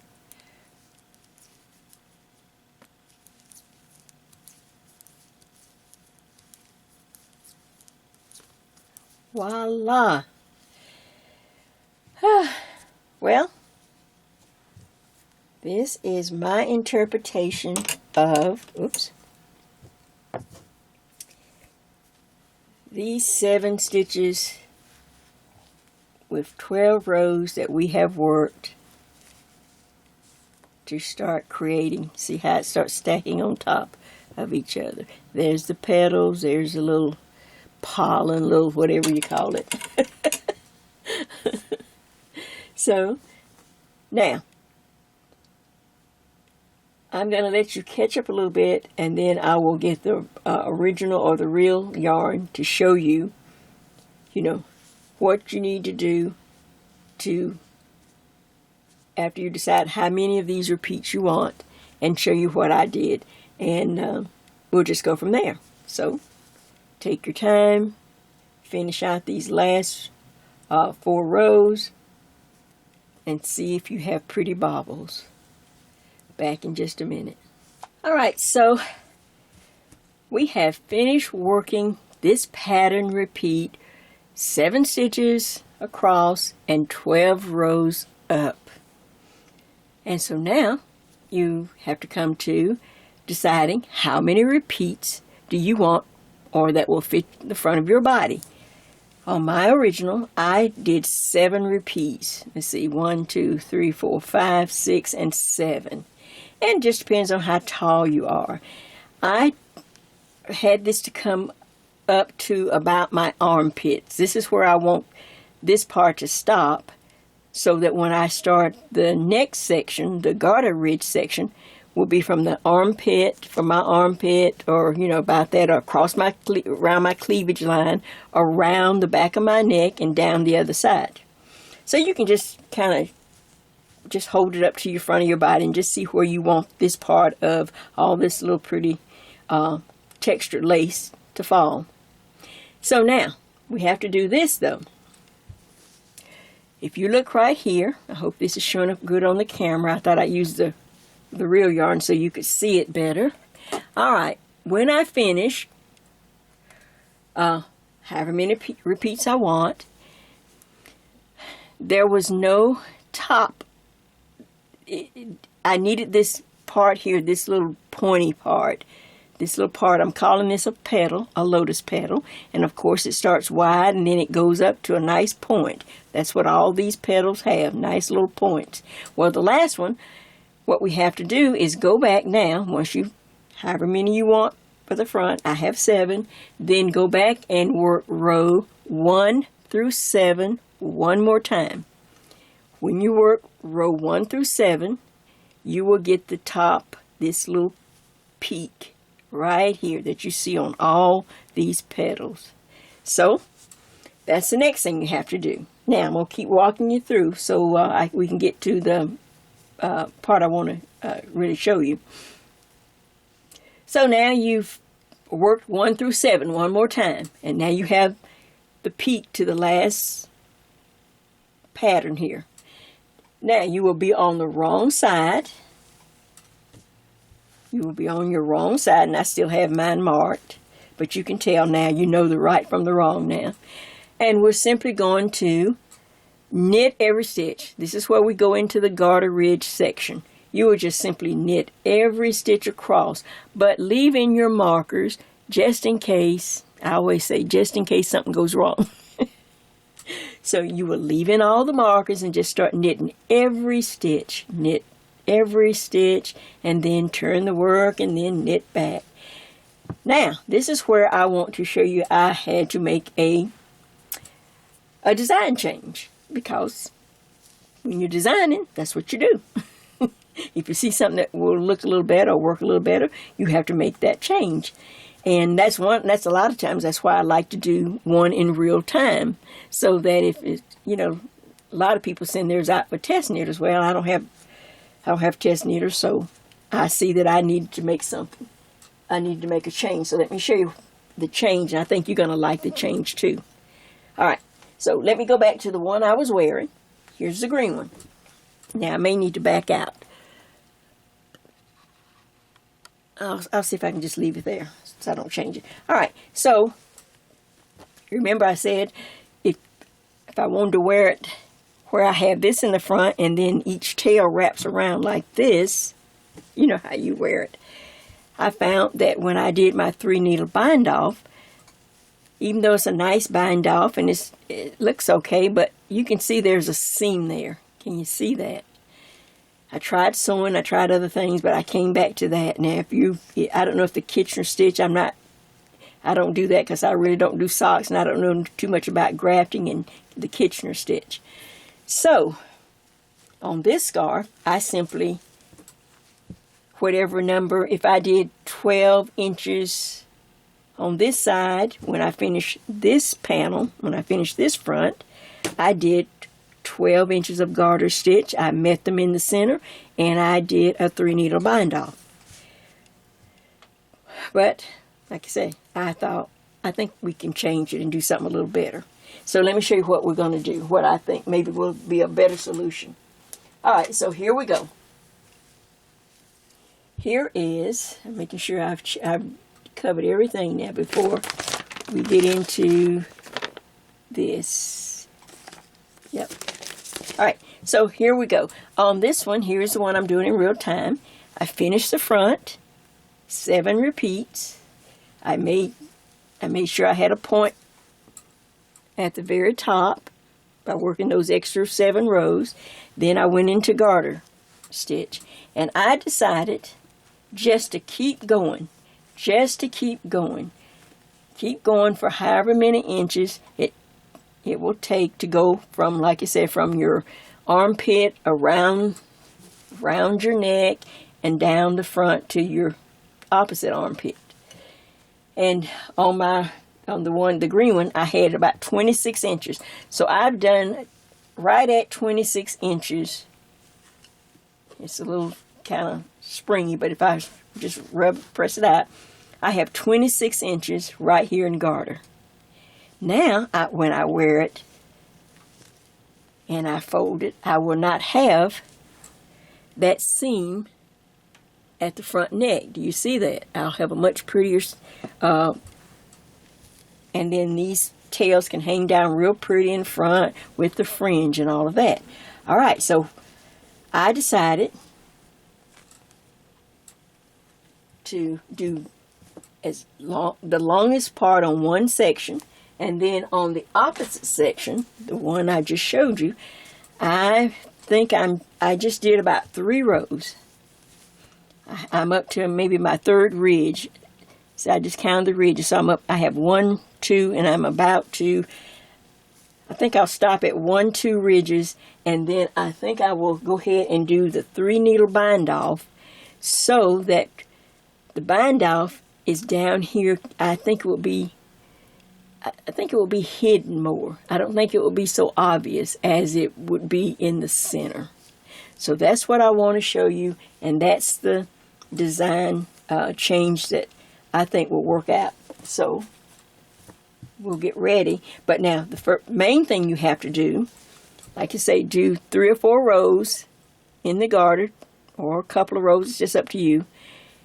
But make sure when we get ready to do the 3 needle bind off, first of all, count all your stitches on this needle. Make sure you should have 49, and you should have 49 on this needle. Then we will put both fronts together. See, here's the front of this panel, and it needs to go with the front. Fronts go together to do the 3 needle bind off. So you'll make sure that once we come back and we start, that your needles are pointed in the same direction, just like this. And I've counted my stitches. I've done however many inches you want on one side. I've got 26. I've done about 3 rows or so, just as long as I have the needle pointing in the same direction. You can do 3 or 4 rows, whatever, of this garter ridge, so that we can start our 3 needle bind off. And I think that seam will be hidden a lot, and it'll look a lot nicer on, doing it this way. What do you think? Does that make sense? Now I can wear it either way, either just like a scarf down the front, or, working it around my neck. All right, let's get ready to do the 3 needle bind off. I'll be right back. All right, so I went ahead and got started on the 3 needle bind off. I had all my stitches on these long needles. It's so funny. It's been so long since I've used singular needles. They just feel awkward, feel funny. Long straight needles. All right, so just to, of course, you know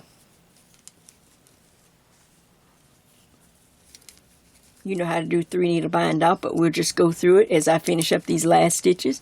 I take I'm using this short bamboo, and I simply go through the first stitch on the first needle, go through the second stitch on the second needle, and just pull it through both, take the stitches off, reach back, and bind off the stitch. Just like that. Like I said, it's awkward with these long straight needles.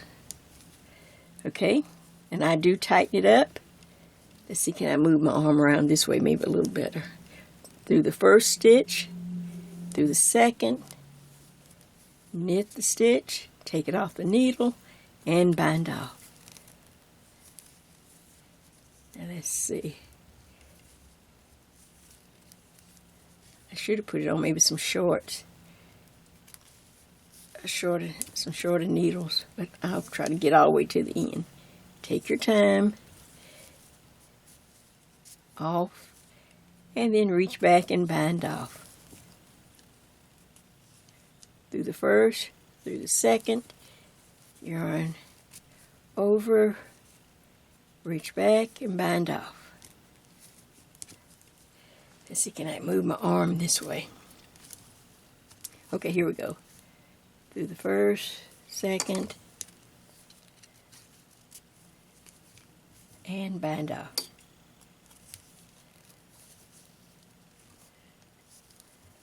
Oops. First, yeah, sometimes you have a tendency to, if you make a mistake, just back it out. I took that one off, so let me just back it out and start again. Through the first, through the second, then around, then off, reach back, and then bind off. Hopefully it won't feel so awkward when you're trying to get it on camera. I have to contort myself trying to get it on the camera. And reach back and bind off. And hopefully you'll wind up with the same amount of stitches. If not, just do 2 together or something. Like, okay, did I do something wrong there? I don't seem like I've got 1 stitch. Okay, I may have done 1, so I'm just going to bind off this stitch here. I probably just bound off one stitch, but let's see. You should have the same amount. So there we go. Go through. Just as long as you get them bound off. Man, this is awkward. I'll never use these long needles to do this again. All right. But the thing we're trying to do... Oh, God, thank goodness. Thank goodness. I'm almost done. Okay. And then the last stitch. Oh, lay them aside. Oh, gee. Oh, ta-da! Now, let me make sure I'm on camera. Good. And I'm going to back out a little bit just so we'll be able to see it when I turn it over. All right. So now, ta-da! I can cut my yarn, pull it through, and then we can weave in. But I want to see if changing and would I get a much nicer seam. That was the whole point. And look, it's like invisible because we put it in a different place. Now I'm going to lay it down, a place that's not so obvious. Of course, when we tack in all these, we can pull everything together that needs to be together. Let me get my, let's see, where am I? Oh, there it is. It was so invisible I couldn't find it on the camera. Look at that. Isn't that much better? I still have the length, because I got lots of tails. Here is, let's turn it around now. Okay, so here is the scarf. The main thing is to make sure you put your two fronts together to do the 3 needle bind off. And then here's the back of the neck. I'm turning it around now so we can get it in the shot. Sorry, bird, move out of the way. Now that's not quite as, see, so then when I wear it this direction, there's hardly any, the seam is not that obvious. There it is right there. But everything has a seam, even if you get it from high-end stores, you got to have a seam somewhere. But at least this seam is much nicer. I simply moved it over, and I think I did maybe 3 rows after when I got ready to go into my garter ridge section on the one that had the little short side. I did 3 rows, and then I put the 2 right sides together, 2 right sides of the pattern together to do the 3 needle bind off. That's the thing you want to make sure. What do you think of that? And now, if I want to wear it like this, there is no center seam. Got a bunch of tails to weave in, but there is no center seam. And of course, this wraps around, and each front will come down. But look at that. Nice and warm and so soft. Just saying. Now, to finish up, all you have to do is add some fringe. We won't go into that. You're seasoned enough to know now. You just add some fringe.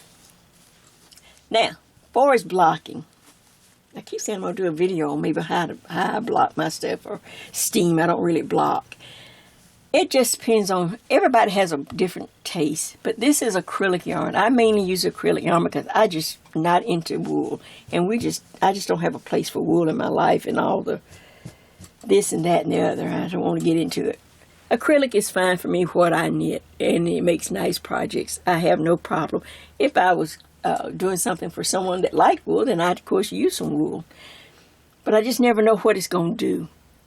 And but anyway, this, I've just worked on it for years, and I'm just used to it. So you don't need a lot of preparation. Some people like, especially with wool, then you have to really aggressively block it. Flatten it out, make it flat, whatever they do. Well, I like my things not so flat. I would take a large beach towel, or I was going to go through and put up my ironing board, my cushion, but I just don't have time. But a large, maybe a beach towel, and fold it so it's nice and thick. Get my little steam iron, Get it good, hot enough so the steam. I turn it on the wrong side. That's one thing I do on the wrong side. So if there's a mistake, hopefully it won't come through on the front. And then you could pin it. You could stick straight, because if you fold the beach towel, it's nice and thick. If you want to stick straight pins, just straight up and down on the edges to kind of keep it like this. Then I lightly hold my iron and just steam it, and then I hand press. I just hand press it, just smooth it out, just so it will roll. But I love the look of it. I want you to see what I've done. I don't want it to be flat. I want it to look luscious, and I want it to just look pretty. But now, to each his own. Steam. I don't so much steam this section. It will be more on the edge. Just lightly steam. Never touch the iron. Shh. I tried the hand steamers. I can't control that as much. I'm used to an iron. Shh. Just steam, and I hand press. Hand press, okay? And then I'd steam that. I never steam anything like this. I would never steam this section of it. And I never steam like on my sweaters, like the one by one ribbing and things like that. The cuffs, I never steam things like that.